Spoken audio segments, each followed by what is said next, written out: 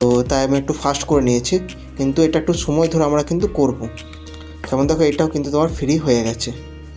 তোমাদেরকে অতি অবশ্যই বলবো আমার চ্যানেলটিকে তোমরা সাবস্ক্রাইব একটু করে দিও, কারণ এটা তো ছোট্ট চ্যানেল, আর তোমরা সাবস্ক্রাইব করলে আমিও ভিডিও নতুন নতুন বানাতে অনেকটা মোটিভেশন পাই। যেমন দেখো আমি কিন্তু ভালো করে কাপড় দিয়ে পুছে নিলাম।